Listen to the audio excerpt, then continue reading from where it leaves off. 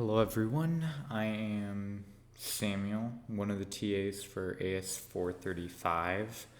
I'm making this video for the SummerB section for 2026 in Prescott.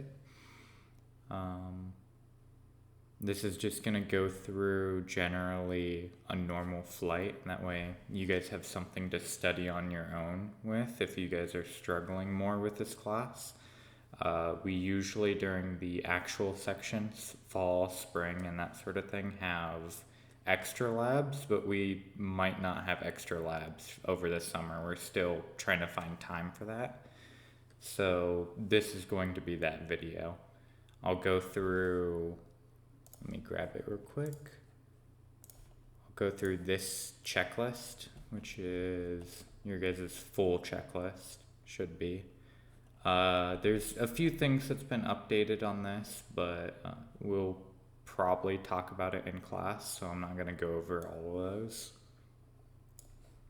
I'm just going to go over mainly what we want, how to set up X-Plane, and if you guys have any questions, you can always ask us in class. You can ask either me, Gibson, or we might have another TA in the class that's I shouldn't get ahead here. Okay, so this is X-Plane 12. We have the same copy on all computers. None of them should be different. We're currently locking a lot of the graphic settings and control settings, so we're working on that right now. We may have difficulties with that. If you have any difficulties with X-Plane, please ask us. We probably know a fix to it, or we'll at least look it up for later after class. That way we can fix it next time if you ever have that issue again. So the first thing we're going to do here, and every time we load up the flights, is going to be new flight. It should be labeled our aircraft in this class. We're going to be going the Boeing 737-800X 4K. You may also see a bunch of A320 stuff. You may see a normal 737-800X. You may see a normal 737-800. The one we're using in this class, 737-800X 4K. We're going to click Customize. At the beginning of the class, we're going to have you guys start with the engines off. That way you can go through the full startup checklist, kind of get some systems knowledge. That way you guys at least know where things are around the cockpit. But to save time later in the class, we'll likely have you start with engines running on the runway, and we have a shortened checklist for that. Right now, I would recommend double checking the fuel here. At least it has fuel. I've had problems with it not loading the fuel if you put it in now, so I would recommend putting the fuel after you load into whatever airport we're going to. So for now, just make sure there's at least some fuel in here, and that the payload's just whatever distributed from last time. And then click Done. If we're starting with engines running, it's check marked for the engines to be running. And no check mark means cold and dark. You can use real world weather. Try not to mess with random weather stuff. If we give you guys a flight plan similar to this, it's our dispatch release. There will be a time here. It's our departure airport and expected pushback time. You can go ahead and set the actual pushback time. This is in Zulu, and that's what I'm going to do here. 0300 Zulu, June 15th. You can see June 15th, 0300 Zulu. Okay. I'm going to put this back. If I ever reference anything, I'll drag it into my other monitor. That way you guys can see. Real world weather is enabled, and today I'm going to be going through, I just pulled it up, but it's Prescott to Phoenix. This is a short enough flight. I should be able to go through everything, and I won't have to speed up time, and it should be fine. If I need extra time, I'll enter a hold somewhere and then explain things as needed, or I might pause the sim. We will see. So for location, I already have it pulled up, but if I didn't have it pulled up, you can simply just search up the airport's identifier, double click it, and it'll bring up this page. You can either go through runway, ramp space here, and find a specific place, or you can click on the map, 21 left, terminal space, gate 1, gate 2, gate 3. Today I'm gonna act as if I'm pushing back from gate 2, so I have that clicked. I'll click confirm, and then once everything is all set up, I will click start flight. This does take a little bit of time to render.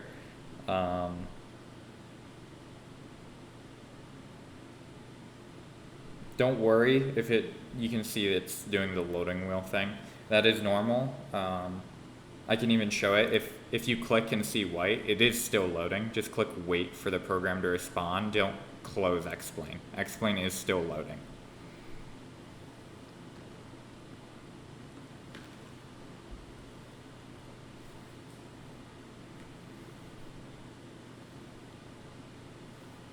Okay.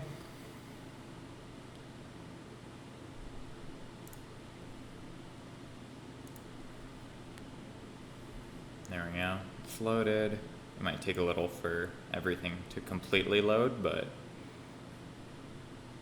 okay. The first thing I'd like to go over is what I just said, the fuel. The easiest way to fill fuel is just to the top left. If you move your mouse there, it'll pull up this context menu. Click flight, edit weight and balance, and it'll immediately bring you back to this fuel screen. I will grab my dispatch release here. This Leidos dispatch brief, which is the format, gives our block fuel right here. So this is what I would recommend putting in the aircraft immediately. So this says 11,230. So I'm just going to, in total internal fuel, it'll divide these up for you. 1, 1, 3, 2, 0.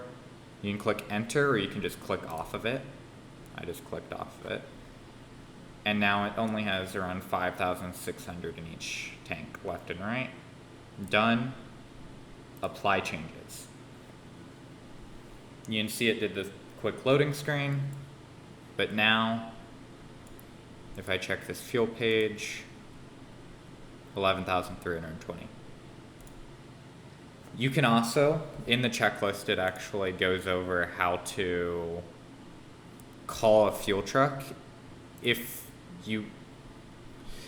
for some reason this doesn't work, where you can basically instantly deload or reload the aircraft worth of fuel, you can go in here, as long as you're in some ramp space and your engines are off, you can call a fuel truck by editing this number here and then clicking fuel truck call. I'll go over that a little more once I get to that line item. Now, the aircraft should be all configured and ready to go for a cold start. The pre-flight section, a majority of this, I will pull this up actually. You can see EFB, this is our electronic flight bag. Anytime you can see electronic flight bag, that is going to be talking about this tablet off to your left and right. I've tried to make this a little easier to understand. That way I don't have 50 words along here to tell you exactly where to go. But I'll start with this. EFB hardware, then nose wheel axis, and then set it to yaw. So first, I'm going to go to the right.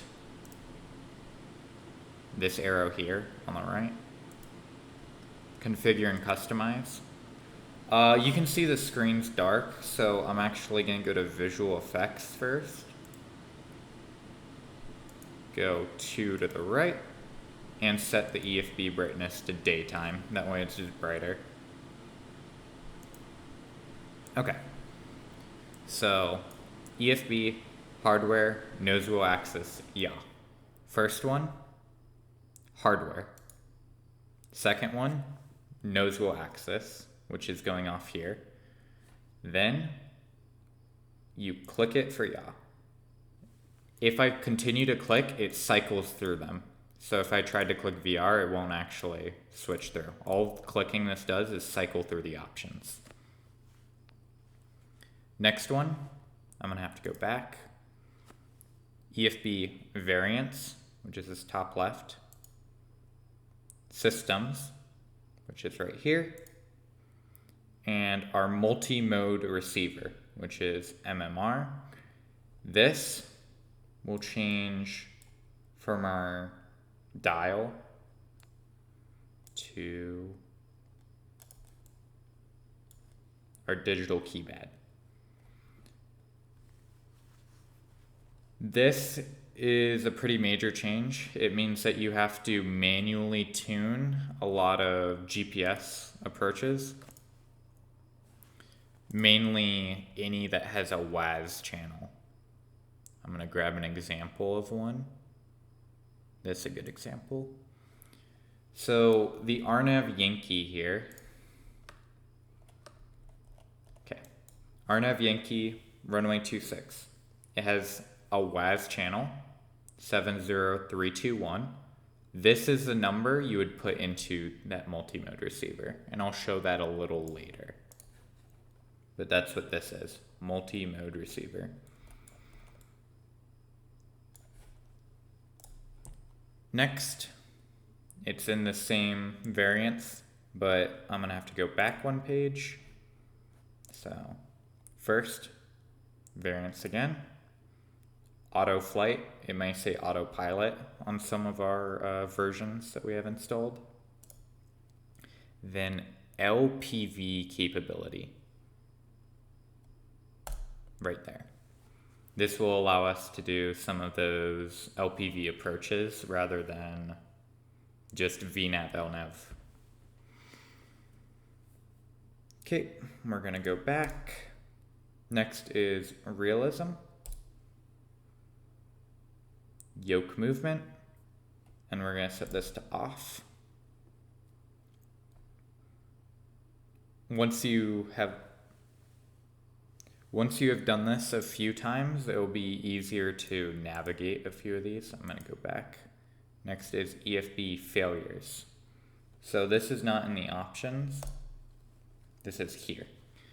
So you can click home. It's going to be once again to the right. Failures. I would recommend just clicking fix all failures just in case, but disable random failures. Make sure you at least click that. Next is EFB ground services, set chocks. Ground services, set chocks. Now if I remember right, shift 4, yeah. There's chocks on the aircraft.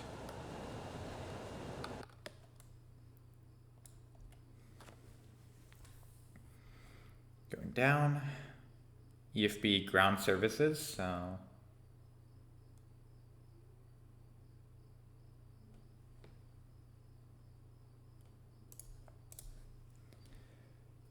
open doors.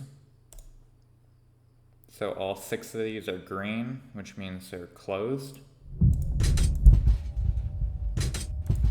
Pop the doors open.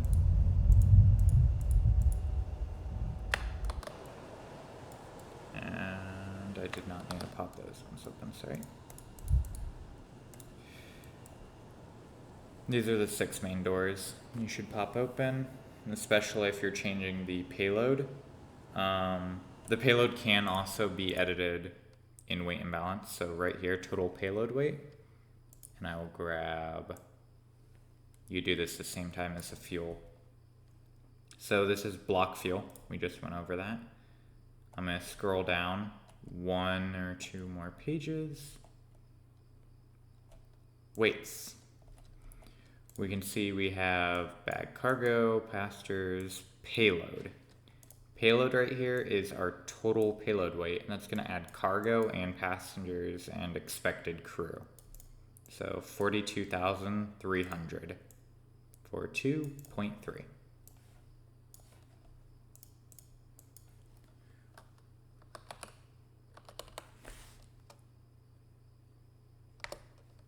You can divide these manually in this menu. I would recommend just typing 42.3. It'll divide it evenly, and it's pretty good about dividing it. Once again, apply changes. Loading screen, it's just adding things. The other way you can do fuel and payload is what further goes on these checklist. So right after you open the doors, it's flight, ground handling, attached jetway. So it's once again this context menu, flight. If we go all the way to the bottom of it, show ground handling window. It shows you this. You can just go ahead and click attach jetway. If you were in a gate or terminal space, it would allow you to do this, but because I'm in a ramp space, it has provided a push truck. So there is no need to attach a jetway. Next is EFB fuel payload. So EFB fuel right here, and then payload right here. And enter block fuel. This is what you would do right here. You would enter the block fuel.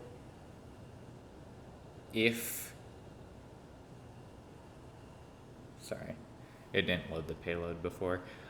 If you had not done it in the weight and balance menu, then you'd have to do it here.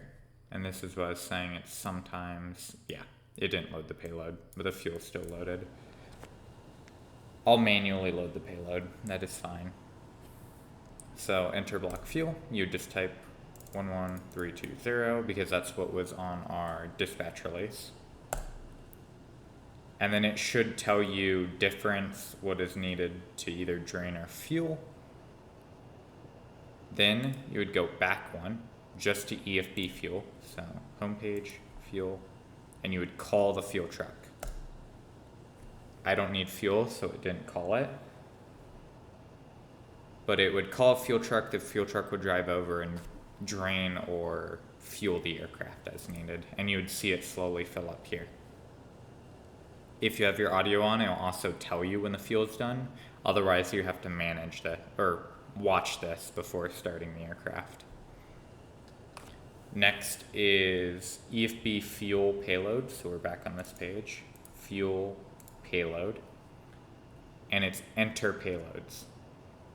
You could either click this or click right one. So click payload. It brings you here.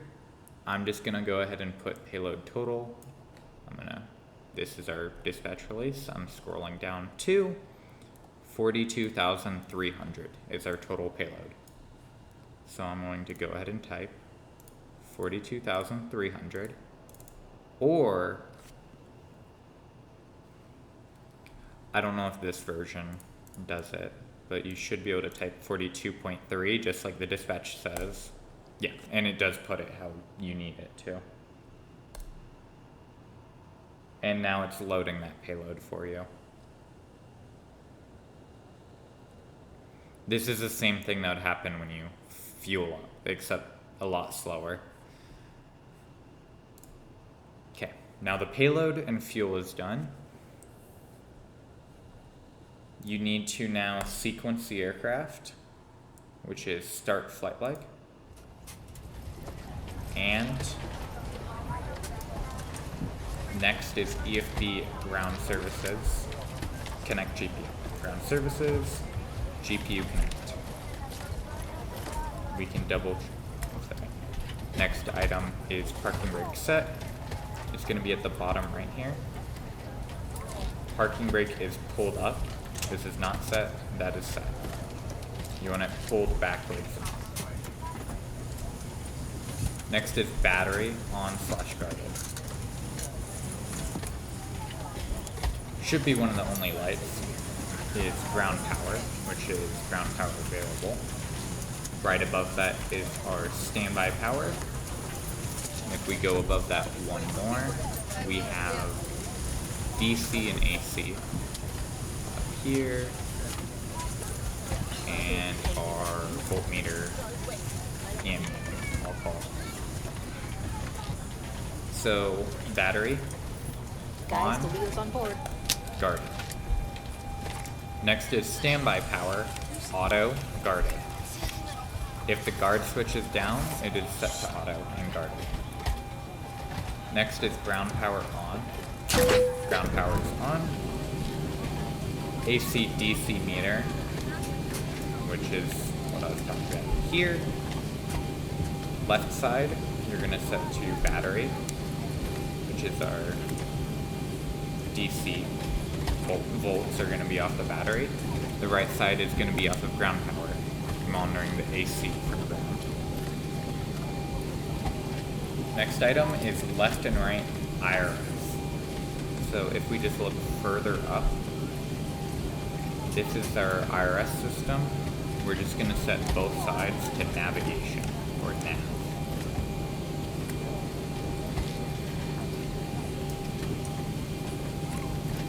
Next is cabin util power on. We're going to slightly go back down. Both of these switches are set to the down side, on. So cabin util on the left, IFE passenger seats on. We go down a little. Emergency exit lights.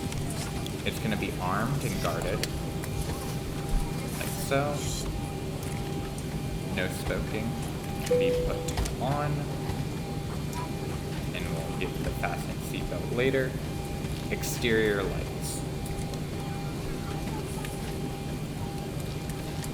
I would recommend just logo light, and that's pretty much all you need to turn on.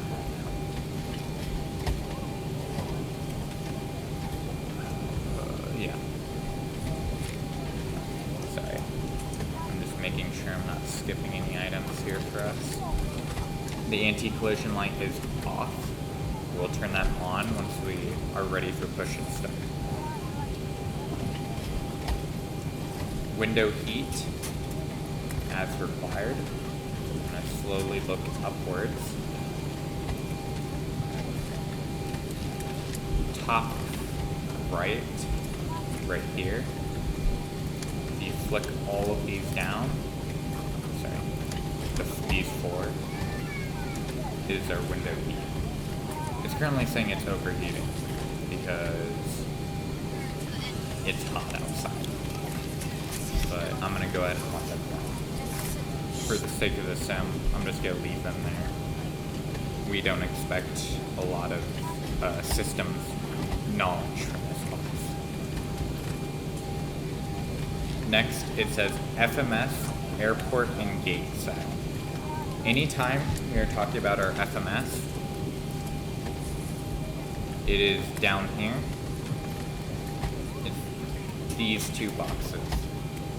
We have the actual boxes you can plug in, and you can launch the software with it. And you can physically use the buttons to interact with the sim. For the sake of this, I'm just going to show you with my mouse what I'm clicking. And I'm going to click the center of this yoke just to make it go away for now. That way I have an uninterrupted view. So airport and gate set. I'm going to click FMC here. And it's going to immediately show nav data. It's active. It expires July 8th. Today's date is... Our nav data doesn't get updated as often, so we might be using out-of-date nav data. But this nav data is in date, and this dispatch release happens to be the same air rack cycle. So I'll continue through. Position initialization. First, we're going to put in our airport. This is just a alphanumeric pad here. Gate will leave empty. If this was a bigger airport, there would be an actual gate identifier we'd put in. Set IRS position. This is easy for us because we have GPS. All that you have to do is click next page and grab it from our left here, GPS left, puts in your scratch pad. You go previous page, and fill the IRS position. That's it. That's actually those 2 line items. And we can let the FMS sit in this page while we wait. Next is probe heat as required. So we're going to come back up to the heat. This means parking is on. The light will go off. So. Probe heat. I'm going to go ahead and turn both on.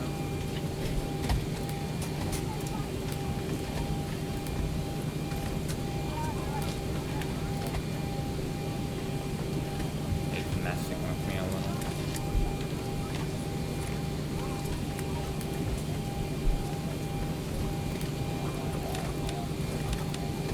I'll turn them on again later. Next is engine hydraulic pumps on.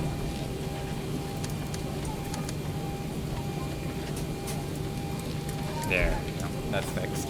Okay, engine hydraulic pumps on. I'm coming back down here. These are all our hydraulic pumps. A, B. Engine 1, engine 2.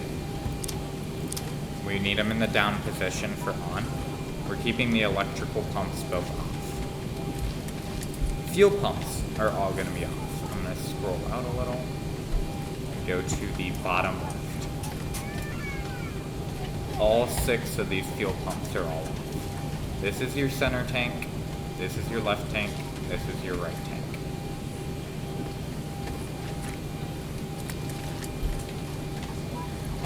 Trim air on is the next item. This is to the very top right. Sorry. Probably an easier way for me to. Okay. I'm going to keep it from the position of the left seat so we don't have to move the camera around a bunch. But it's this switch right here. Just set it down. And it will be on. Okay. Isolation valve. This is talking about our pressurization system, which is now slightly downwards right here. So there's open, auto, and closed. We want to keep it open, so keep it down. Left and right recirculation fans, auto. You can see both of them are down and set auto.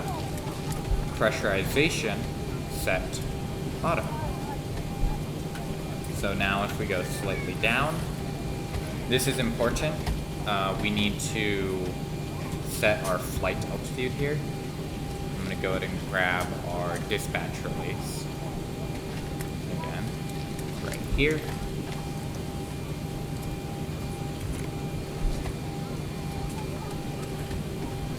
And you can see our filed altitude is 17,000. It is also shown, I'm going to scroll down to the legs, and you can see our top of climb to flight level 170. Or not flight level 170, 17,000. It's just in the flight level format.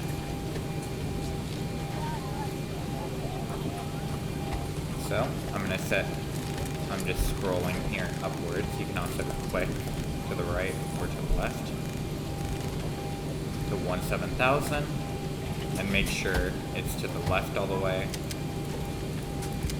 Right, auto, alternate, manual, auto.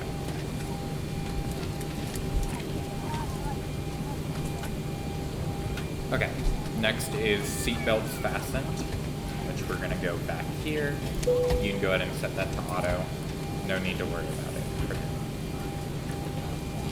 it. At this point, you need to have had your fuel loaded and done. You can't really continue past this point without the fuel being completely loaded.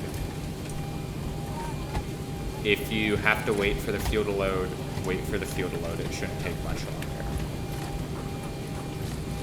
Next is IFR clearance received and briefed. Majority of this class, you can assume cleared via the SID, and then expect your filed altitude, and then cleared as filed for your route. Majority of this class. That's what I'm going to act as if I've been cleared here, and you would want to brief as your partner and you, or just you. You want to brief through at least the departure and what you can expect a few steps ahead. For this plan, I'm going to go ahead and grab it for you guys. This is our filed route right here. You can see Prescott 3 expecting a 2-1 left departure to Drake, direct Juso, then direct Desert for the Desert 2 arrival into Phoenix, runway 26 can be expected.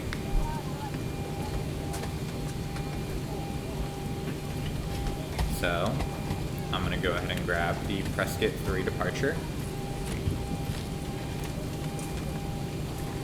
See, we're expecting 2-1 left. You can either use the textual. Climb heading 205 until 7,300, then climbing right turn direct Drake.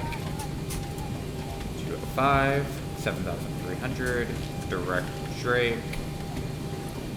Perfect. That's all we need. You can brief this. You can also see a few other things on here.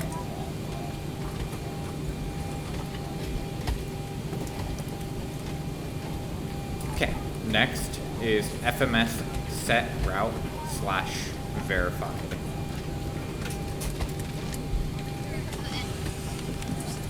So this is, of course, the majority of the class is how to use this box right here. You're expected to know some systems knowledge, of course, how the autopilot is communicating with the FMS, and how to use the autopilot is also a big part of this class. I'm going to go ahead and shove these lights up, that way I can show this a little better.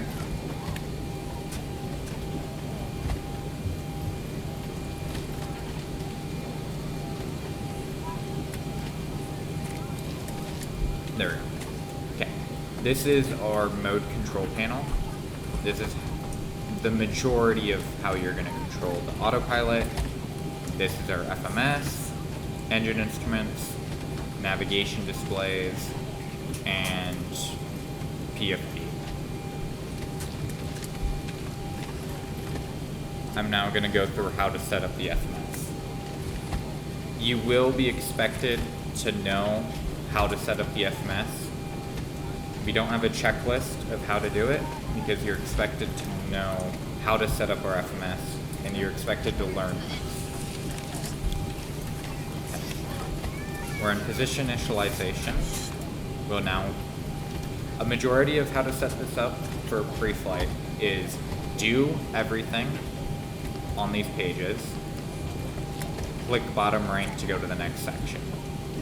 There are some exceptions to it, and of course you're going to have to jump through a few of these menus, but you will learn how to do it, and we will teach you how to do it. So, next is route. Origin, it already populated because we told it we're in Prescott. We can just fill in origin. Our destination, we can grab this from our dispatch relates or our clearance, and we're going to Phoenix. Flight number. This is going to be on our top left of our dispatch release and also the top middle. For this, I'm saying we're Riddle 1738. So Echo Romeo uniform 1738. Flight numbers in. Runway, we're expecting 21 left for departure. We click next page. Nothing is populated for this route. We are now going to load a departure arrival page. Prescott is what we're departing from. Departure. Our route on our dispatch release, once again, says the Prescott 3 to Drake. So we're going to click Prescott 3. 2 and left is already populated.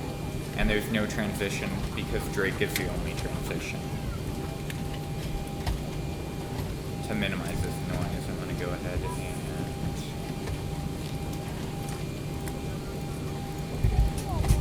close these doors. Now that we have loaded our departure, it knows there's no transitions. We don't have to click transitions. If there was a transition, they would pull up here. Like if Juso was a transition, you would have to click the line selector on the left. Ladies and gentlemen, the boarding door is not closed. Flight attendants prepare doors for departure. Cross check, fair price straps, stand by for all call.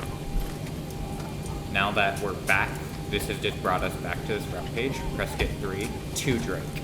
You see the left side is via, the right side is to. For this next case, we're going direct to Juso.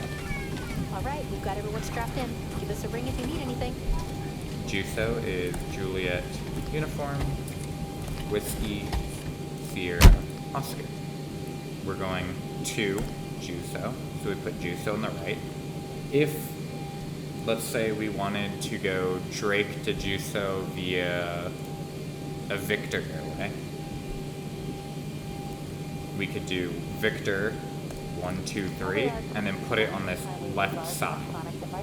Same with Q routes, jet routes, Tango routes. All of those can be done on this left side via. Next part of our dispatch release says direct to Desert, Delta, Sierra, Echo, Romeo, Tango. For the Desert 2 arrival, I'm going to go ahead and put Desert here, and then go to the departure arrival page. So you can see that I don't see the Desert 2 arrival here. We're only on page 1 of 4, so I'm going to have to click next page. There it is. So Desert 2. We're going to have to find the transition, once again, 1 of 4, so we're going to have to click through.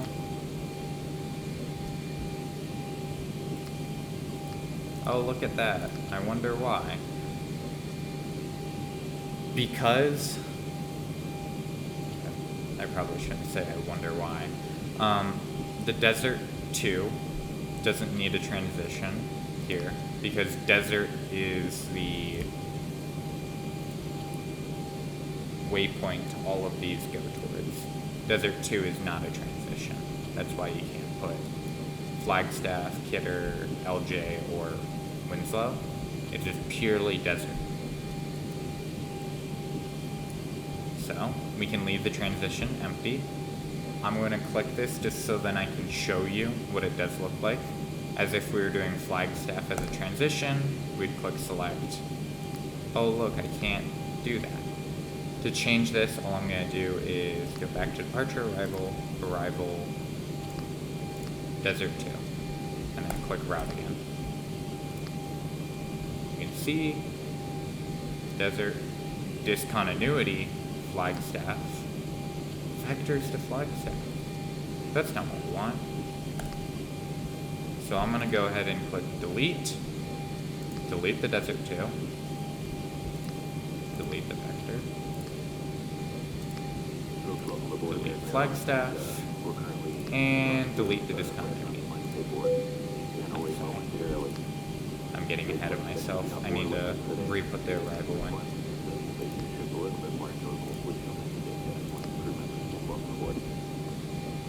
Okay.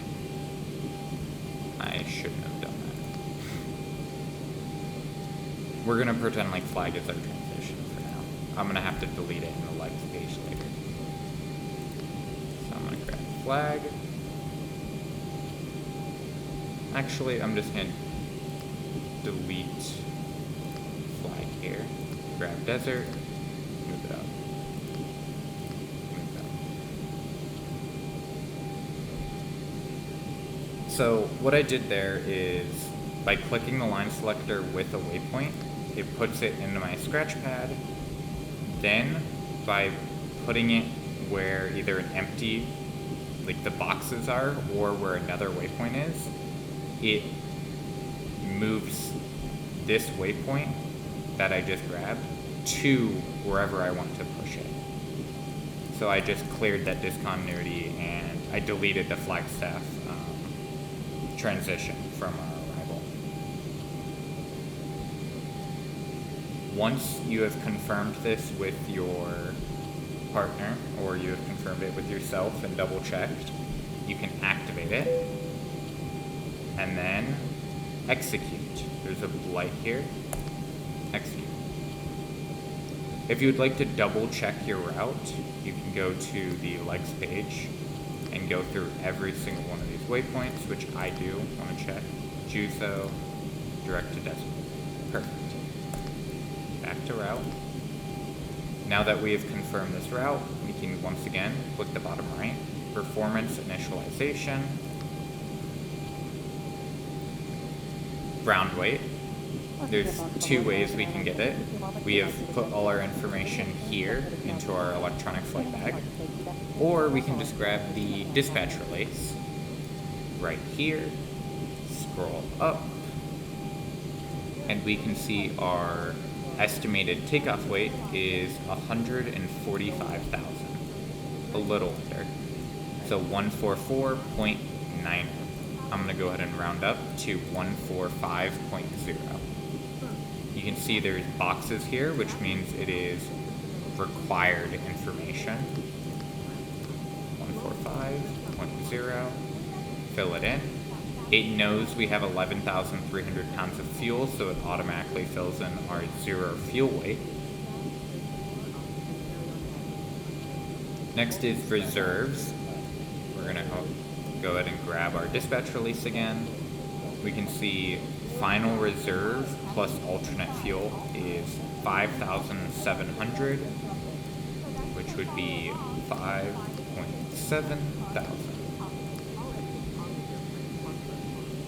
Next is cost index, or our fuel efficiency, and that is 67 here.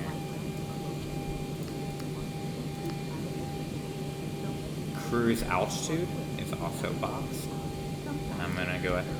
There's 3 altitudes.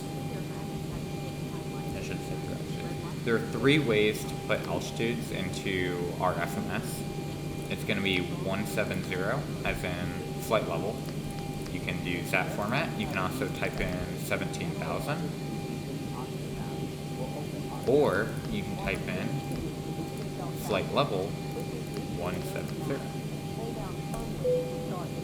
And it'll fill in that information. Cruise wind. You're going to once again grab dispatch release. We're scrolling down to our top of climb.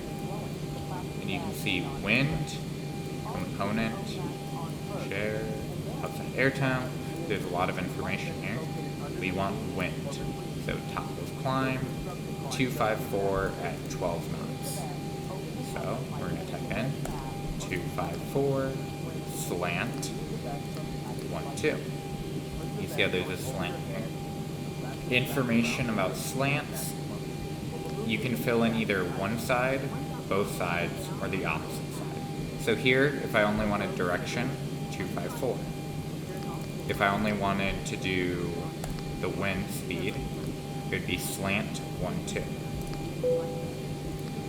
Oh, it's not happy with me.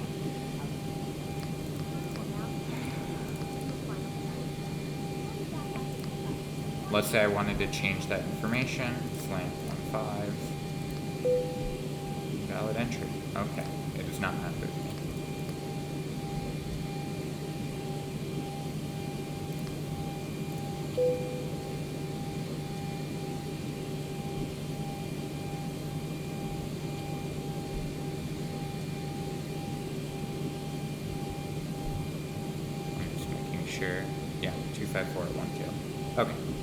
for almost anything you can do that for.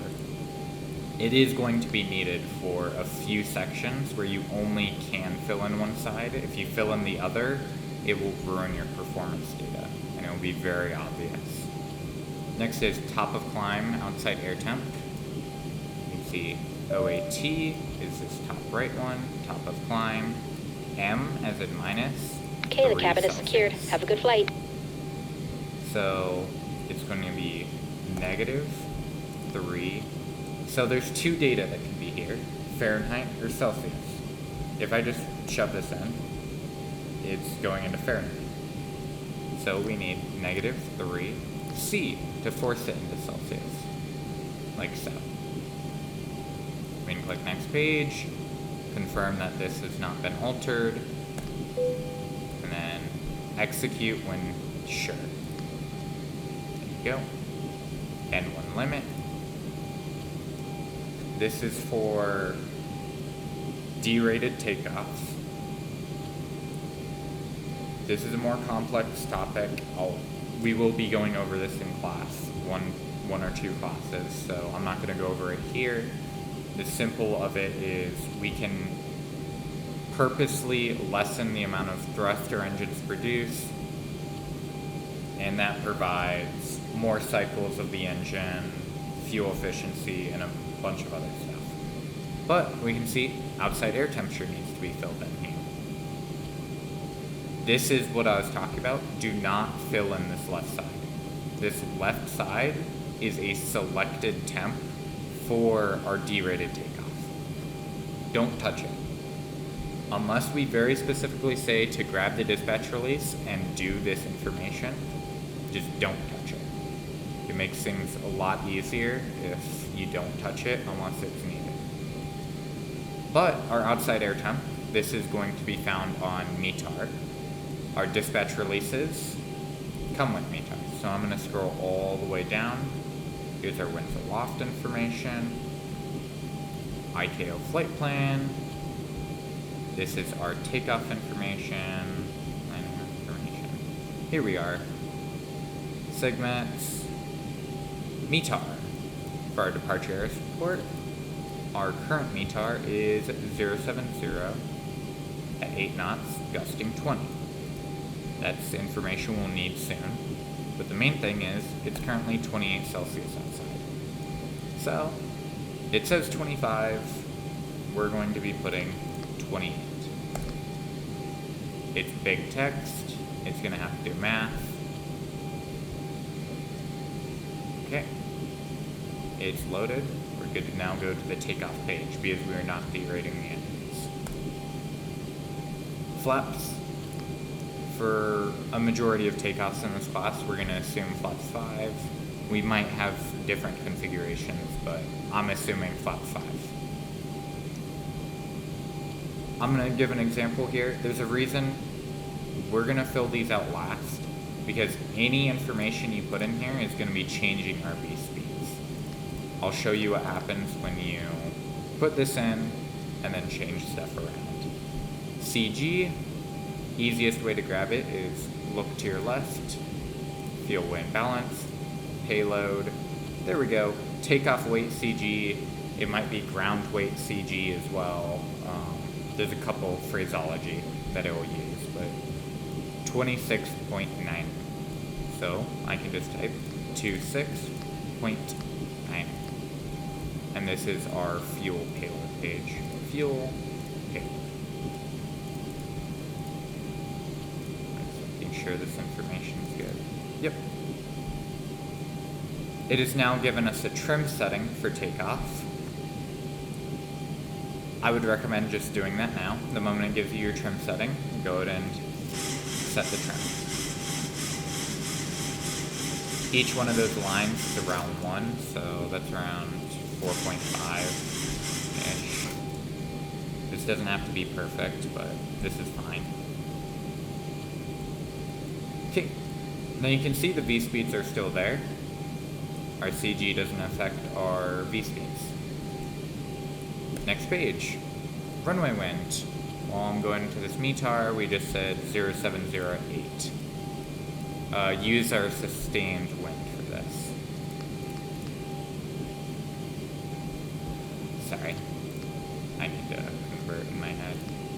2060. You do have to convert it to magnetic.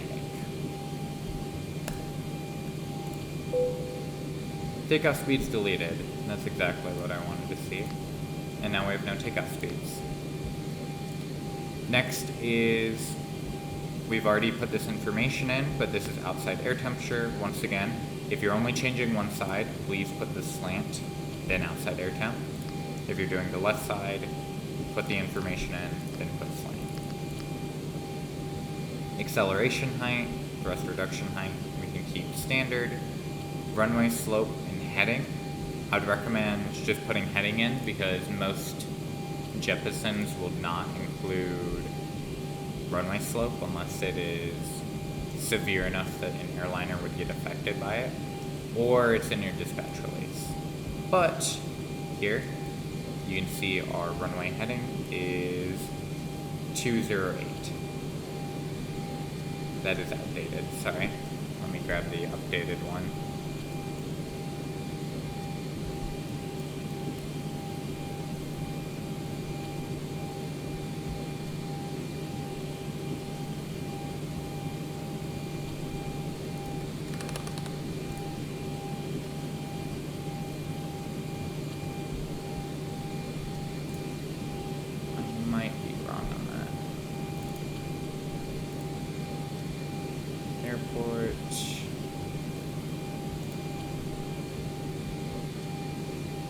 Oh, it has been updated. Okay, it is 208 magnetic.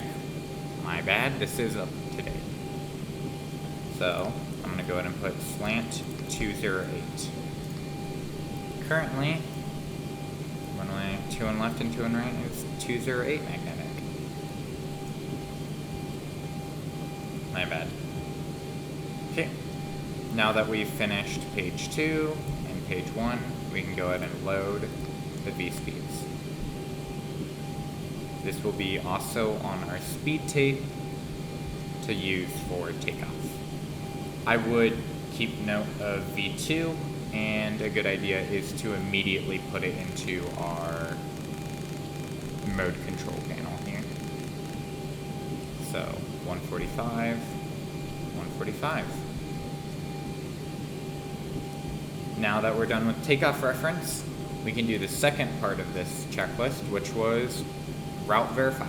We've set up the FMS, now we have to verify. Legs. This legs page is where we're going to be a majority of our time in this class. You can see that it shows every waypoint, it's showing the departure procedure is what is currently loaded. The altitude we're supposed to turn to and everything. So we're going to be verifying all these things. I'm going to be holding our Prescott 3 off to my left and go through these. First is 5,450, then the 7,300 at or above. So if it's small, unbolded numbers and text, that means it is estimated, calculated by our FMS. If it is bold, it means it is either you have put it in or it is a hard limit that has been provided by a chart like our departure. It's a hard limit. We must be at or above 7,300 before turning to drink. That's with the A. If it was B, it would be at or below. If there was no letter, if it was just 7,300, that would be directly must be at 7,300. I can show you that example. If for some reason ATC says cross Drake at or above 9,000, 9,000 at or above. There you go. And it says I need to execute it. You can see it's modified at the top. Well, I don't actually want to cross Drake at 9,000 or above, so I'm just going to erase it. And now it's recalculated where it was, and we can continue on. Next, I'm going to be grabbing the Desert 2 arrival off my other monitor for reference. And it looks like Yeah, there's only in-route limits. This is fine actually. I would recommend putting it in, biz in-route limits or not, but. 1,000 or above. Yeah, I'm gonna just manually type it in. That's fine. 11,000 or above. Right there.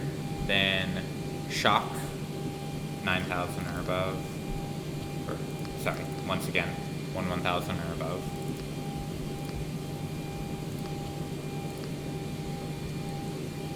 Busted 9,000 or above. And YOLO 9,000 or above. Cacti 7,000 or above.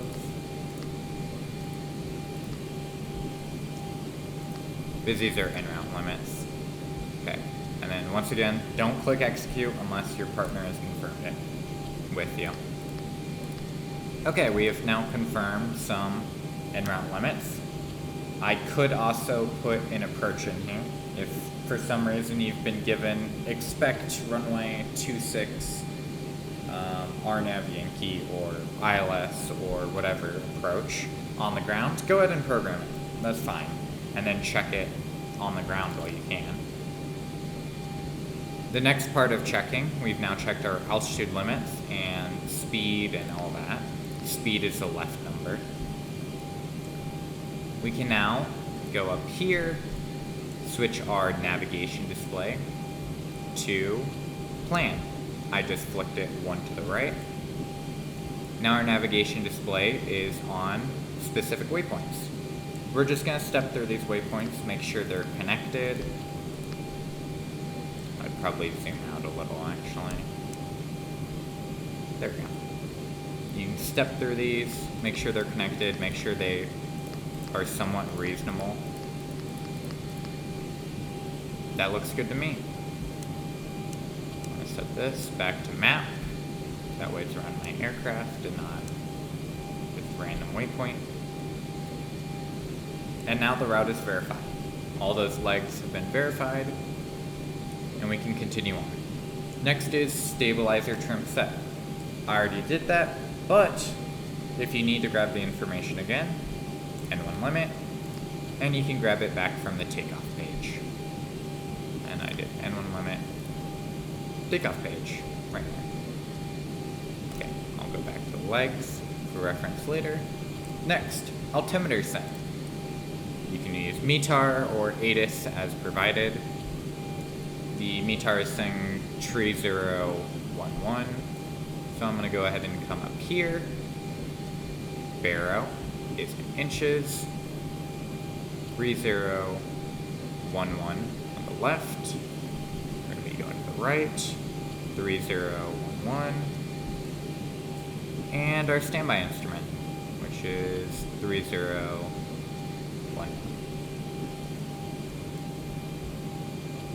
We are not going to be using standard because we aren't going to the transition altitude, but if we were, we would click STD and it goes to standard, and you could preset, let's say you got the ATIS in Phoenix, but you still need standard. Well, you can preset whatever ATIS you get, and then when you click out of standard, it will immediately jump to whatever you've queued up in that white text. Very useful. Okay, next is transponder and TCAS. I'm gonna go down here. This is our transponder. It is to your right. So first is the 4 numbers. Whatever you get cleared, you can put really whatever you want in here. These 4 dials control the numbers. I'm just gonna go ahead and put 1200. Then this, actually will be using my camera to show this. You're gonna go all the way to the far right, TARA, Traffic Advisory, Resolution Advisory.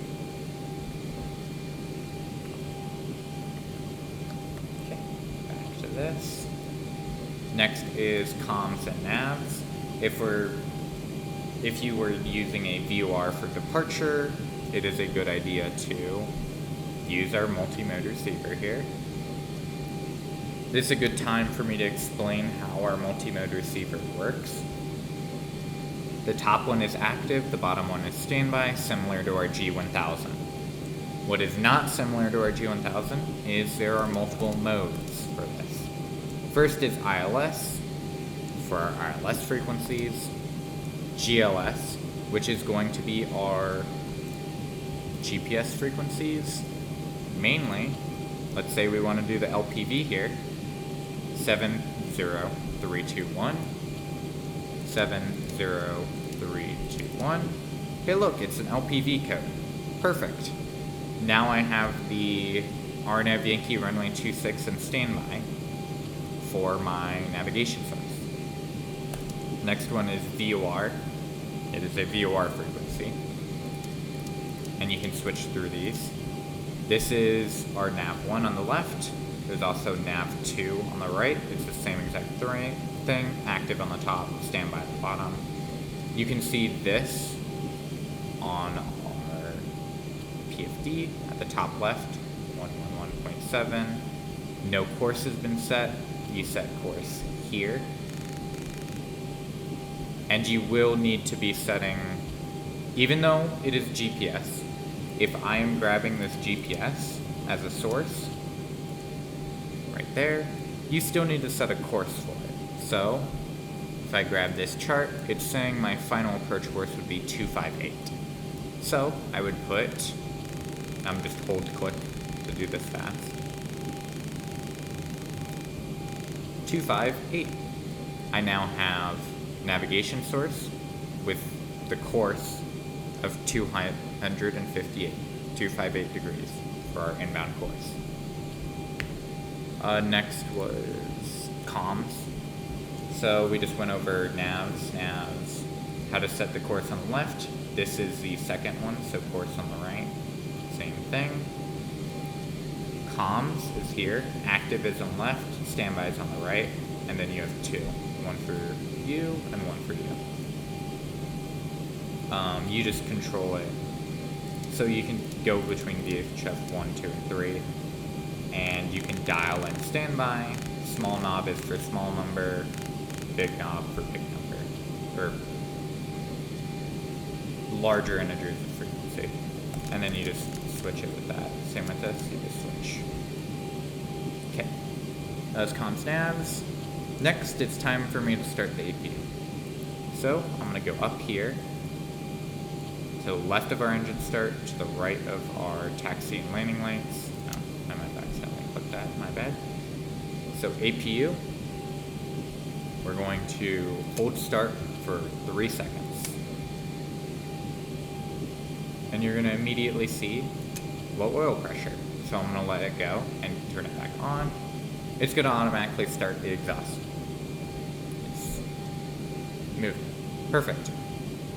Now, we just sit here and wait for the APU to turn back on. You can monitor it down on the engine instruments when it comes up. But easiest way is just stare at the exhaust gas until it's stabilized at a lower number. We're not expecting you to understand the systems of this. It's completely fine if you follow the checklist for a lot of these things. Stabilized, and APU gen is available. So, next item is APU gen left and right on. Now APU gen left and right is in use instead of ground power. Next thing is APU and engine bleeds on. We're now going to our pressurization system on the right. And I'm gonna click this. You see bleed air, engine 1, engine 2, APU. They're all on. Next is AC-DC meter. We are now changing our AC to monitor our APU because our APU is in use. And if ground power was for some reason on, we can now click it off and disconnect the GPU. GPU is now disconnected, and those EFB ground services disconnect GPU. That's what that line item says. EFB, so this tablet, ground services, and I just clicked disconnect GPU. Perfect. Next, flight director on. This is part of our mode control computer here. Flight director. There's actually two flight directors. One for captain's side, one for flight officer's side. We can see here, this is I'm not gonna get ahead of myself, sorry. Flight directors are on, they're both on. Next, auto throttle. Right here, on, off. We want it off. It's not beeping at us because our engines are off, that's fine. We keep the auto throttle off for engine start.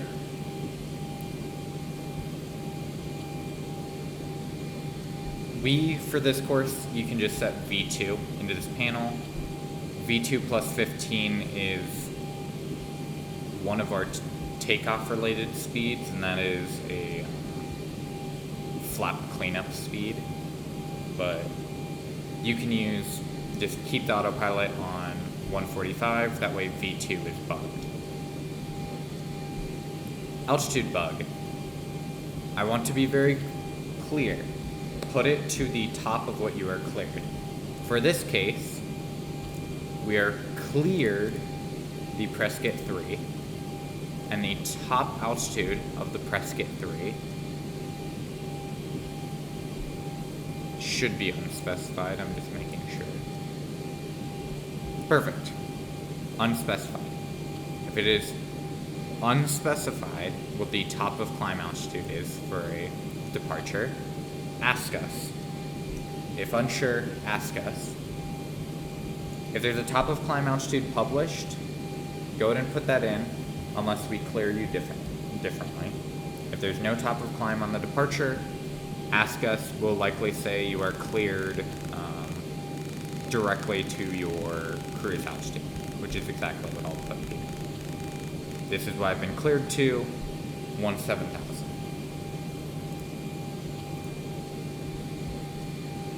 Heading bug. Runway heading. I'm going to go ahead and set 208 because that is the current magnetic heading of 21 left. LNAV, VNAV armed. That's right here. Vertical navigation and lateral navigation. You can see LNAV, VNAV. This is where all our annunciators will be for our good old autopilot system. Fuel flow rate switch. This is a little weird, but it's to the left of our auto brake system, above our engine instruments. This is gonna reset our fuel flow. All you do is click reset and let it go back to rate. So, like,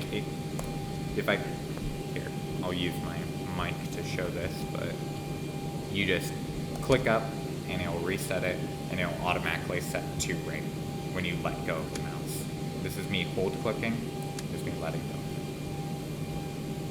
Next is landing gear down, just confirming that they're down. Speed brake, we want it to be completely retracted up forward. If it wasn't retracted, you would see this. Speed brake, do not arm. We're on the ground, so we're retracting. Next is thrust. I'm setting this to closed. We have a little latch to the bottom left of our stick, and it's like a lever. You can push it forward and backwards, and this controls our thrust levers. Okay, next is engine start levers set to cutoff. That's these two. They're set all the way down to keep fuel cut off. Next, yaw damper. You have to make sure the IRS is aligned before you'll be able to engage this, but it's all the way up here. It's near the spoiler system. shoving it back to on, and the light goes away. Passenger/baggage boarded, closed doors, detached jetway. I already closed the door preemptively to reduce noise, but you would go into, it's ground services, doors, and click all 6 of these. Already done. Jetway, flight, show ground handling, and it would be detached jetway if it was attached. Final part of this specific checklist is EFB ground services, remove chocks. I think I released the parking brake and the chock slipped off, but this would be remove chocks, which I've already done. Okay, next is push up, push back, and start.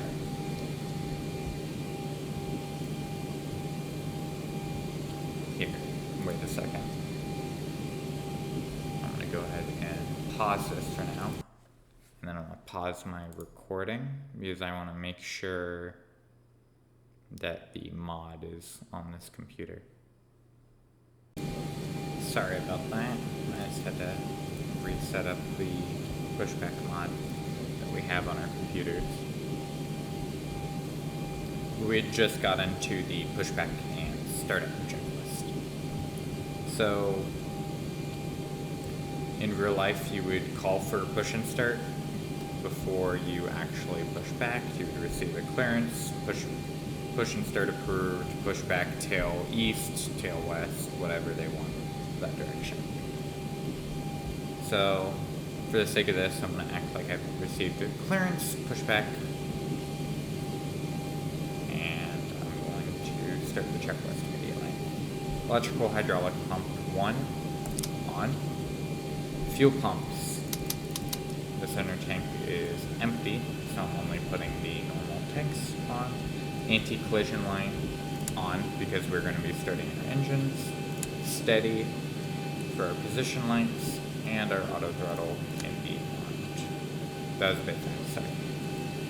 Hydraulic, electrical. Then I went down to the lights.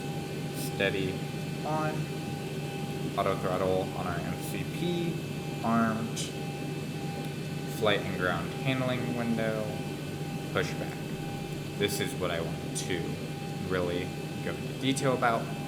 First one is this top one. This is our planning menu. I'm just holding click down. I want to push back this way. Should be, if I remember right. Actually, I can grab the taxiway diagram here. Yeah, that would be northwest. I can push the tail northwest. So I clicked there. So all I do is rotate the scroll wheel up and down to rotate this. Hold click to move your mouse, the camera around, and then you just click whenever it's aligned. And then you hit enter. Grounded cockpit, plan acknowledged. Call me through the menu when you are ready. Left is calling. Grounded cockpit, tow is driving up. There we are. It's calling them. And right there, we're good for pushback now. We'll let the pushback truck grab us.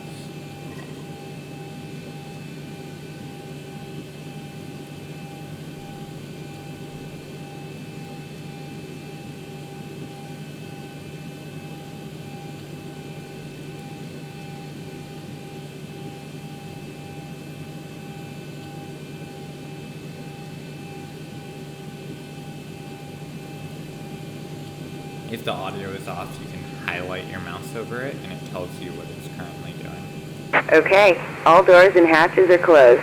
Ready to connect. Reset. So, we're just waiting. And this is a cradle type, so it's going to lift the whole nose of the aircraft up.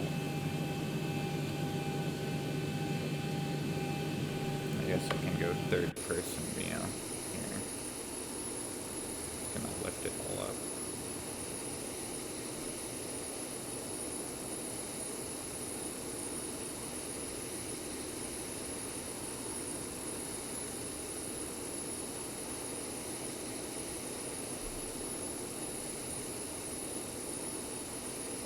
Tow connected and bypass pin inserted. Release parking brake.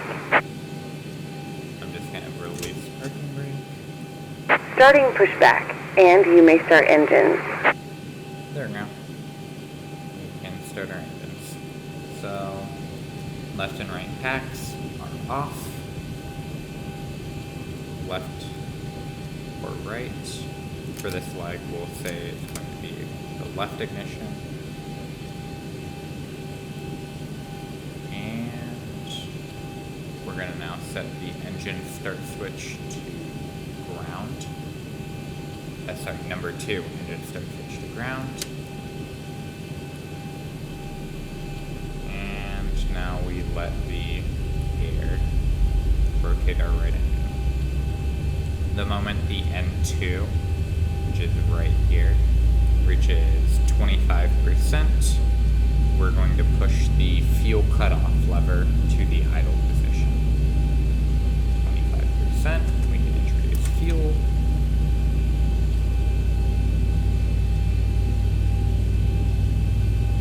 It's starting up, start valves open.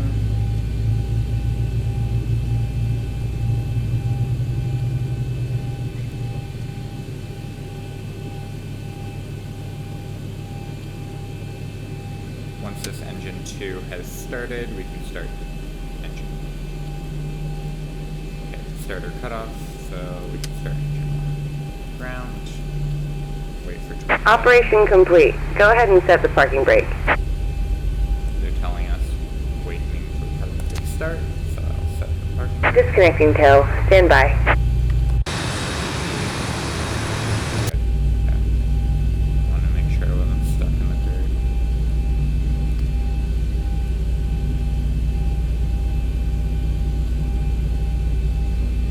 Okay, about 25, introducing fuel.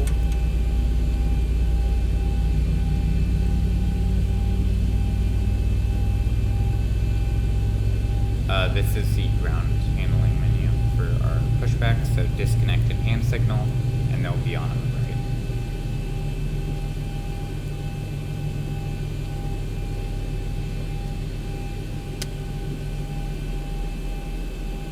Okay, starter cutoff, I heard a click. So now both generator 1 and generator 2 of the engines can be turned on. Tow is disconnected and bypass pin has been removed. Hand signal on the right. We'll see you next time and have a safe flight. Repeat on if it wasn't already. Anti-ice as required. It's a warm, hot day. I'm not going to turn the anti-ice systems on. And also, our climb is going to be completely sky clear today. So we aren't going to mess with that. Left and right packs can be now set to the middle position for auto. Isolation valve can be set auto. And our APU bleed can be turned off, and we can just go ahead and let our APU shut itself off. Next is the taxi check. Flaps 5. I'm going to move my camera, that way this can be better seen. Up. 1. I guess I should move it a little more left. 5 is right there. There is a keybind on the joystick. It's been changed a few times, but you should also be able to click up and down one position. And here's the flap indicator. That way you can know it's properly in that position. Next is taxi light on. Runway turn off lights, I'll go ahead and just turn them on. And the next one will be before takeoff. I'll just quickly taxi over to the runway. Oh, sorry. I think I skipped. Before I messed with the AC/DC meter, is electrical hydraulic pump 2 on. I've been rushing this, sorry about that.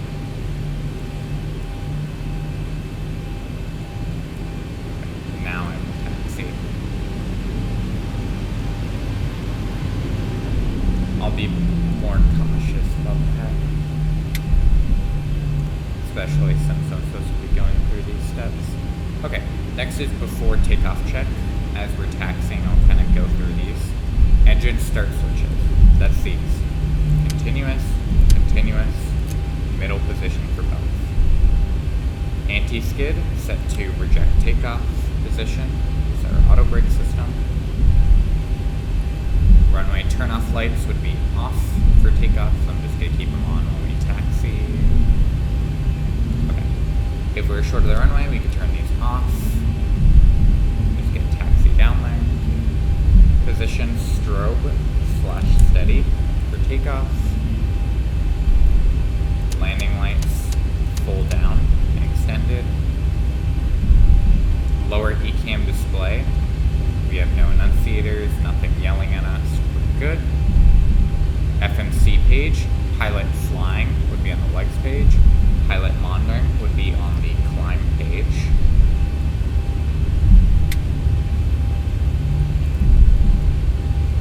Just taxi us down. Okay. Next is the takeoff and climb checklist. This is a part of our climb profile. There's a few things that are missing off of this, such as after the gear has come up, you're going to want to turn the landing gear system off. You're also going to want to reset the auto brake to off after takeoff. But I can go through that as I actually do it.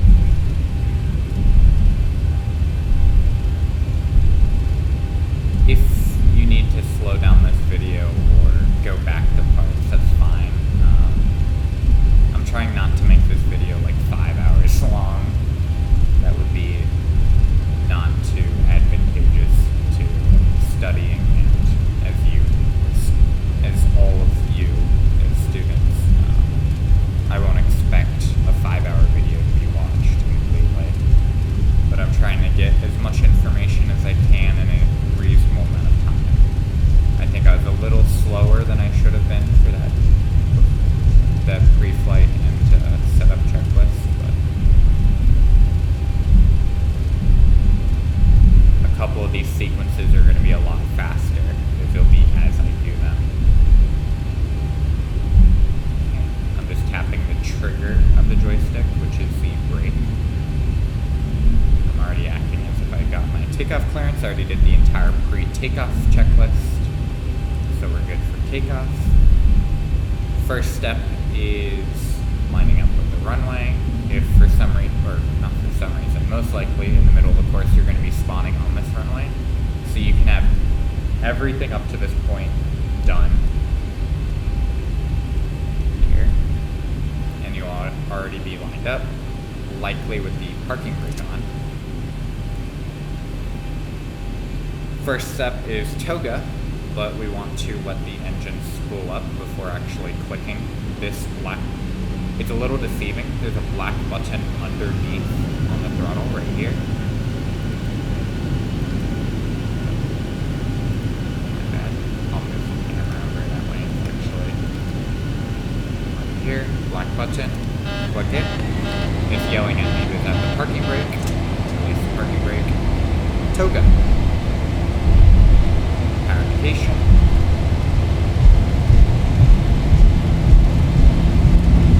Try your best to keep center line and understand that the controls are the best.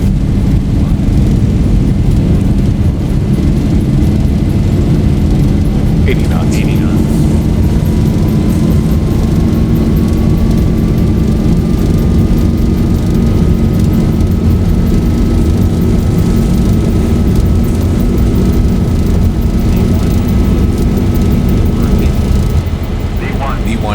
Rotate. Positive brake. And you can follow the lines up there. Up. You can also drag these up with the mouse.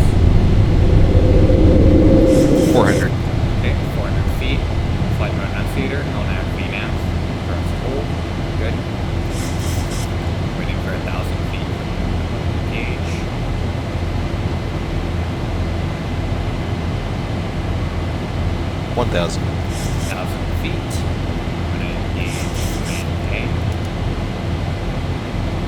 Main A is engaged from here. So the autopilot is flying aircraft for us.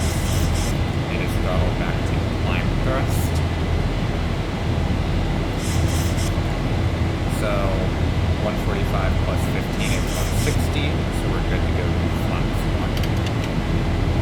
All set. The gear are up. Off. And landing in.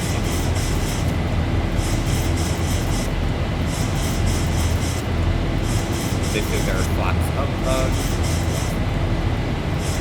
Once we accelerate past that, we will clean the flaps.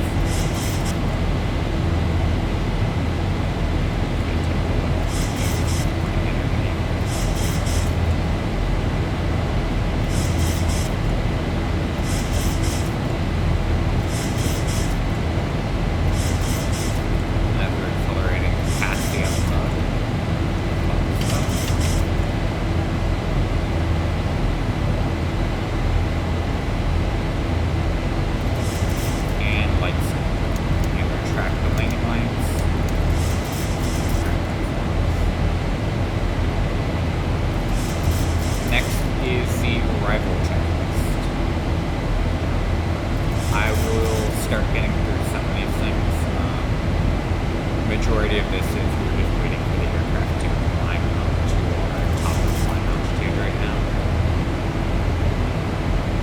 Of course, longer the aircraft, but I want to have plenty of time to explain this arrival checklist. First, descent page. DES, descent. This is our descent page. You'll see that this is our speed restriction. Here in the U.S., we currently have a legal restriction of 250 knots at 10,000. The default for our program should be 240, so you're going to have to change that to 250 instead. The next thing is the descent forecast page. So, descent forecast is the same page. We're just going to put forecast. There's a lot of things here. First is the winds. I'm going to go ahead and grab our dispatch release. We're actually already on the VTAR page, so I'm just going to go ahead and say Phoenix VTAR 25010. What I'm looking at here is it is 41 Celsius in Phoenix. So ISA deviation / QNH. So you're going to have to do some math here. Phoenix is, grab the airport diagram to show rather than just saying, is 1,100 feet. So the standard for that would be around 13 Celsius. It is currently at 41 Celsius. I'm going to calculator to show this. 41 minus 13. It is 28 Celsius warmer. Sorry, this nav display is showing the top of the line. So 28 Celsius above standard. Slant QNH is our pressure. At Phoenix, it is 2975, which means that is higher. By a decent amount. It's higher by, I won't work through this, I will show it.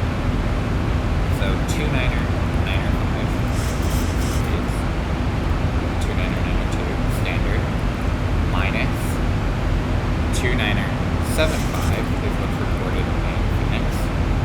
That is a difference of 0.17 inches or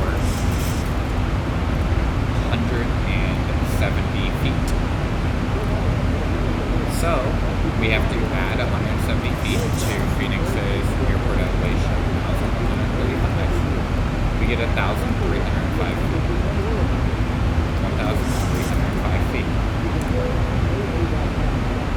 Here you are. Okay. The execute button is pulled up, but we still have plenty of steps. 1,000 to go. to grab the wind chart of our dispatch release. METAR, rolling up our winds aloft right here, and it's going to be our descent. Since we're at 170, the winds that make most sense is 200, 150, 10. So I'm going to type them in. The winds at 200, altitude left, are at 2490, slant, 2. Then the winds at 150 are at 265, slant, 15. And the last one is 100 at 276.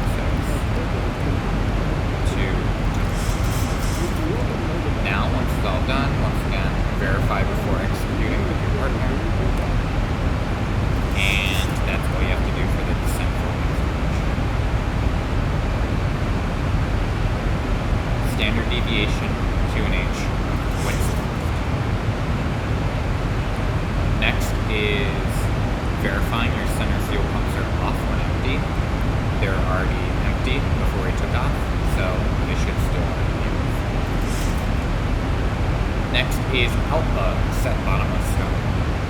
Don't actually set this if, in real life, if you were not cleared below whatever altitude this is bugged to, don't mess with the altitude. But for this case, we are in a classroom and likely will not be able to immediately get to everyone.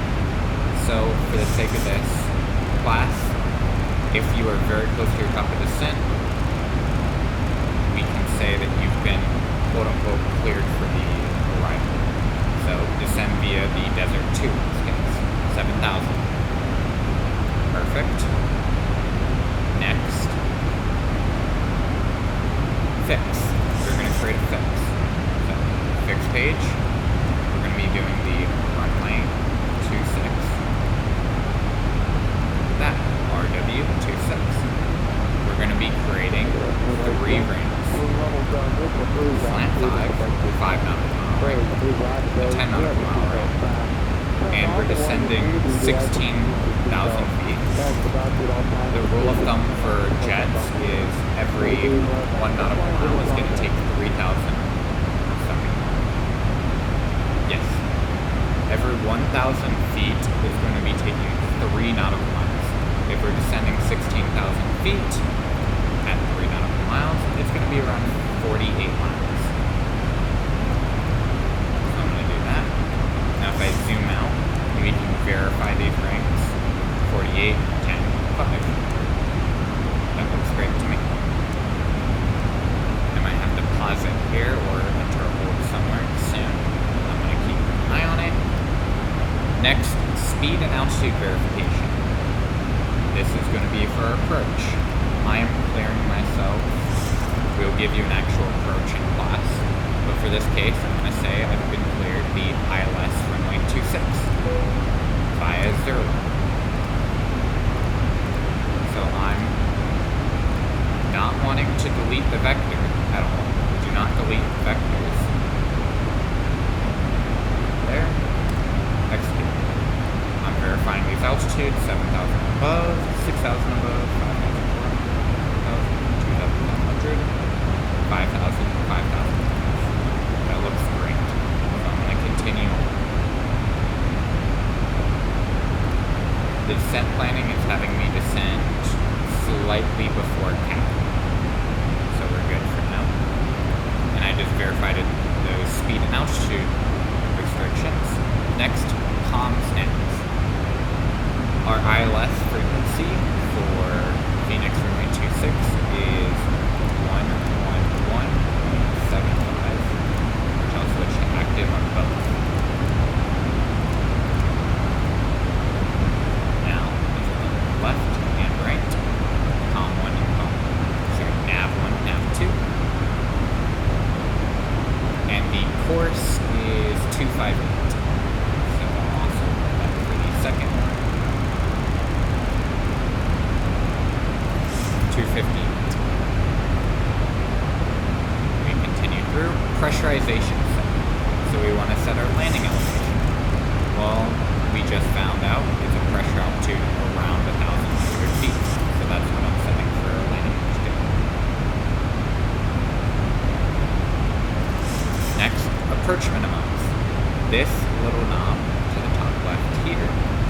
radio and barrel modes. We are not doing a Category 3 approach. We are doing a normal ILS. So it's going to be barrel modes of 1,400 feet. Exactly 1,385. I grab the chart.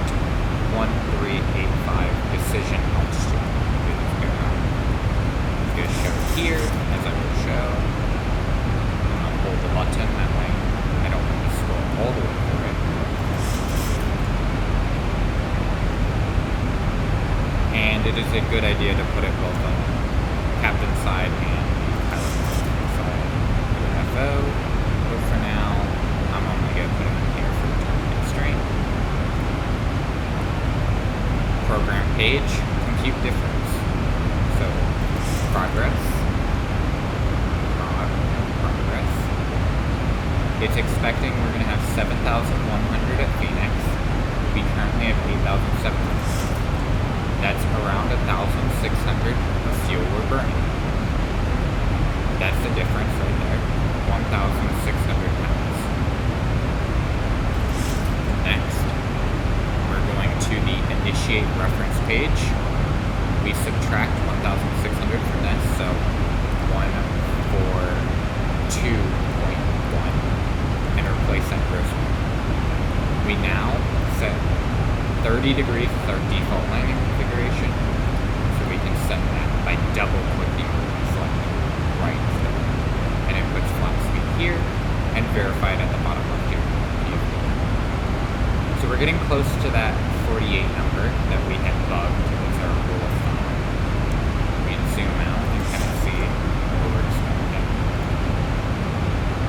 Descent page.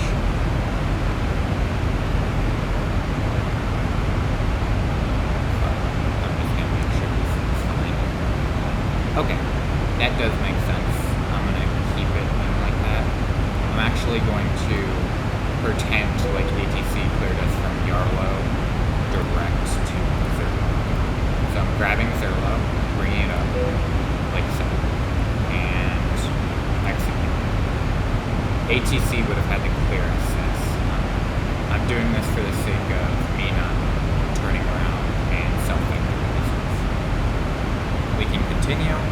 We just finished flat reference speed of 30.47. Next, altimeter. We just got an altimeter of 2975, so I said, right, 2975. Autopilot's gonna have to manage 2975 altimeters. Next is CTR VSD. We want a vertical descent path, so I'm gonna click this twice.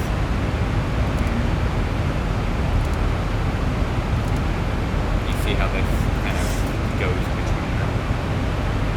So it gives you different patterns. On our computers, we have a vertical descent path, you'll see here. But for this one, this aircraft doesn't have a vertical descent path program. We'll continue. Terrain, TERR, just click that. The bottom left should point radar to the lower to get you some terrain. 10,000 final approach altitude set. That is once again a clearance thing. If you are at 10,000 and haven't been cleared for the approach, you can safely assume that we clear you for the approach. So for this case, we're getting pretty close. I'm going to clear myself for the approach, and the glide slope intercept is at 3,000 feet. 3,000. Anti-skid set. I'll go ahead and set 3 for this one. Lights set. Landing lights on, just like our 172 if you turn it on. And speed brake on. This is a little finicky, but you're going to pull up and it locks. It's clicking it on its own and it goes green. Any further, you're actually deploying the speed brake. It's flipped. So up and just barely flipped.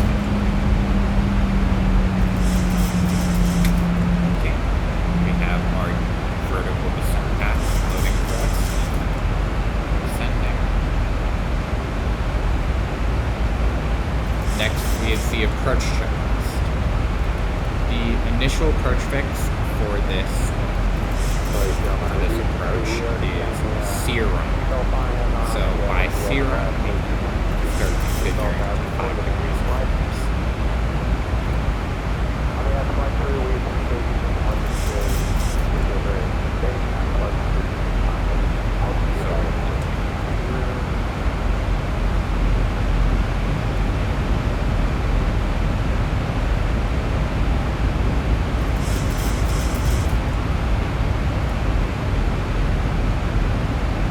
Just like your IFR training, you need to still manage the chart, brief the chart with your partner, talk it through. What do you guys want to do?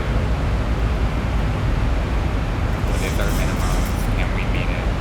For a couple of scenarios in class, we might give you a METAR where you can't meet it and might have to do different ECR speed tries, like so D10 spoilers.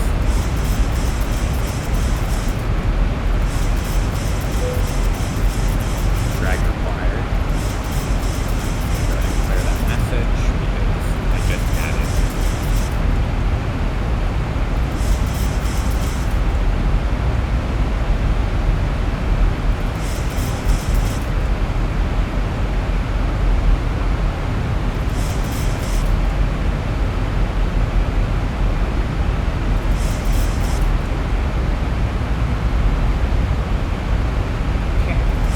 So coming up, we're going to have some flap speeds and gear speeds that we need to maintain. They are published right here below our gear, so no need to memorize any speeds. So flap 1, 250, flap 2, 250, and flap 5 to 250.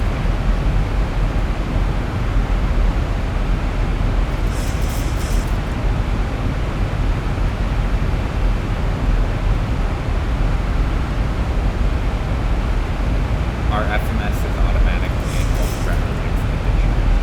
it's automatically getting ready to be at 250 knots because of our 10,000 legal restriction we just put in. Two again.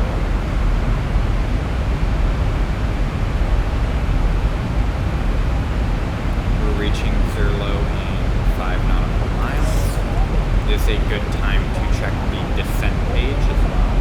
It doesn't hurt to also put it here. We can see our vertical deviation of our GPS path, flight path angle, our expected vertical speed, what the next waypoint is, our target speed currently, our speed restriction here. A lot of information.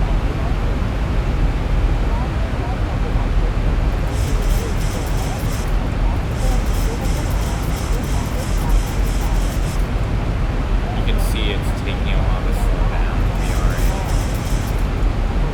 in big jumps.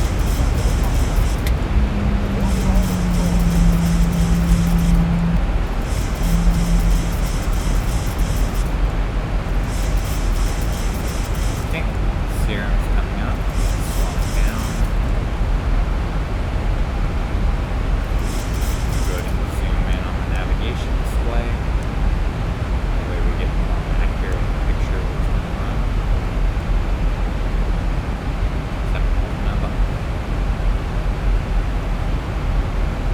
So you can see the identifier just pulled up. We're actually getting signal from the ILS. I grab our approach chart, India, Charlie, Whiskey, Juliet for the identifier, and it's giving us India, Charlie, Whiskey, Juliet, India, Charlie, Whiskey, Juliet. Perfect. This white diamond here is our localizer. We'll also see a diamond. There we go. There's our glide slope. We're a little far out to be getting accurate glide slope, so it might be a little janky.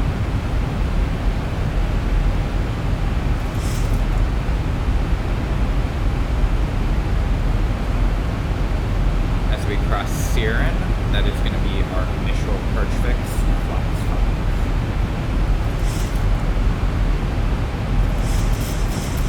Waiting for the speed to really slow down. If I need to, I can speed intervention and manually lower the speed here. So below 250, flaps 1.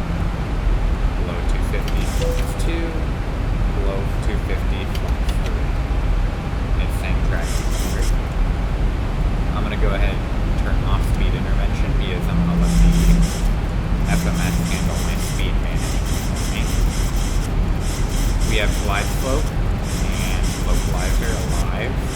So I'm going to go ahead and arm approach mode. There we go.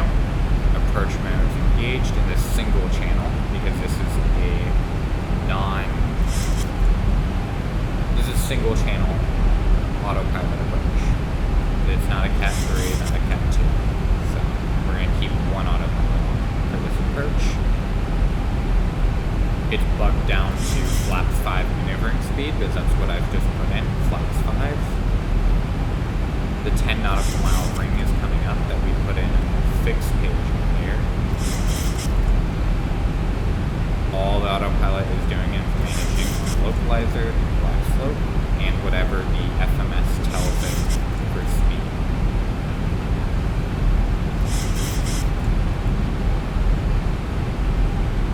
Nautical mile ring is 15. We don't want to slap the flaps in immediately, so we can go next to below 210, flaps 10.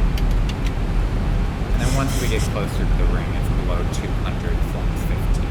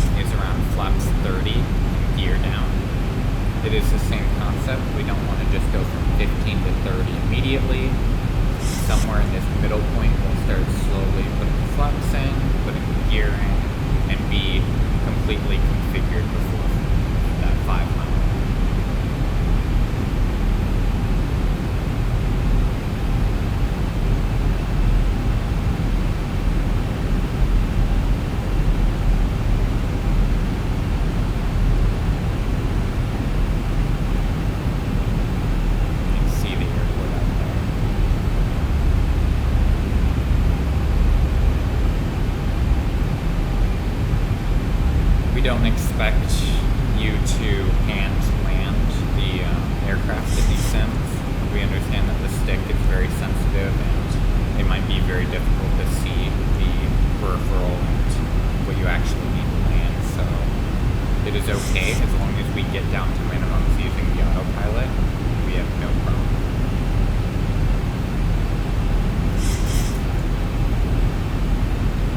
Okay. Another thing, I didn't mention it because our missed approach procedure is similar for that initial altitude, but live slope intercepted, missed approach altitude set. The first point here is 3,000 feet, then a climbing right turn to 5,000, so initial has already been set. 2,500. Okay, we can start putting stuff in. You can see it's yelling at me because the gear is down. Okay. 1.5. And below 175, 130. Below 270, gear down. And now the gear will silence because I'm actually putting it in.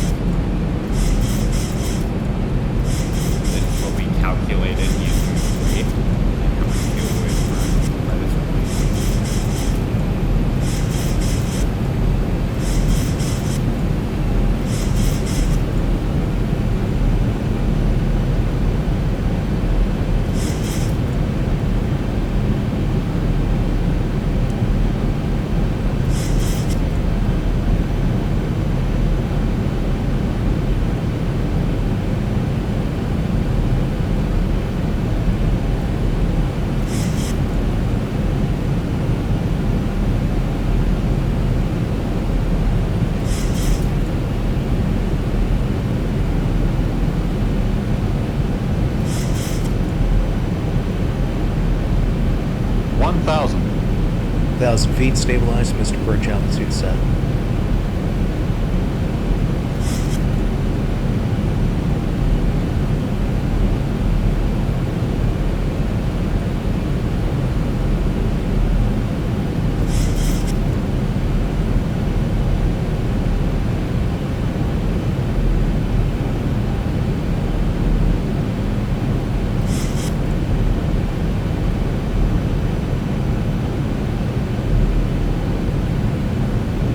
Sorry to be fast.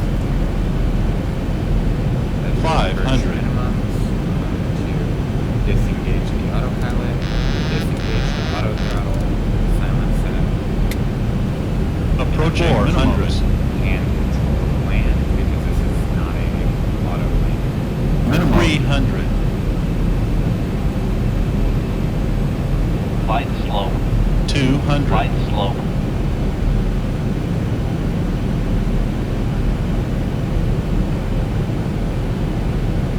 100.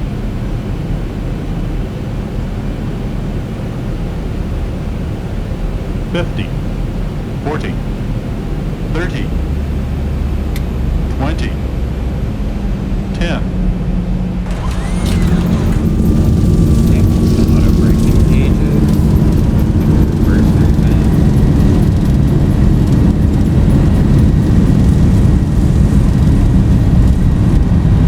80 knots.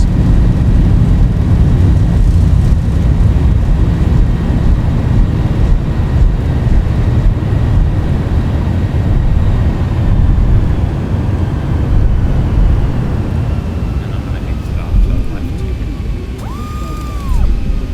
Looks like this is Bravo 7.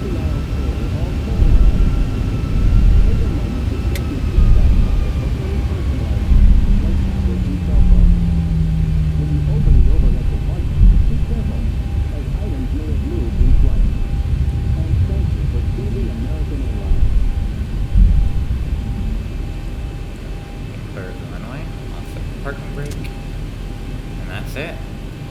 You aren't expected to land the aircraft by hand. If you make it down to minimums with the autopilot, that'll be fine. We will do a few missed approaches through the course, but we will go over the procedures to do that in class. And if anyone has questions on that or needs practice doing that, we'll try our best for lab days, but we really don't know when we can do it. If you have questions for me, you can, or if you have questions in general, you can contact me at my email in our course, or you can contact Gibson at his email. It should be published in our syllabus for the course materials. If it isn't, we'll make sure to provide that as students for you at the beginning of this class. That's pretty much it for this checklist here that I wanted to go over. There's a lot of features in the FMS that I didn't include. We're going to go over a lot of this stuff in class. There's a few videos that will be provided that would help you with some of the systems knowledge of 737 to help understand more what's going on. The main pages here that you probably want to look into if you're going to read the documents, the hold page.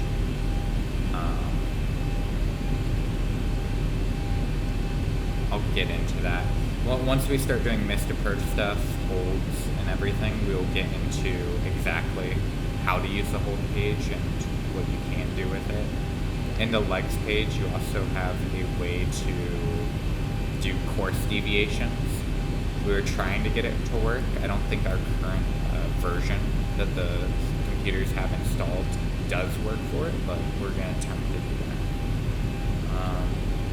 Once again, if you have questions for me or Gibson, feel free to contact us.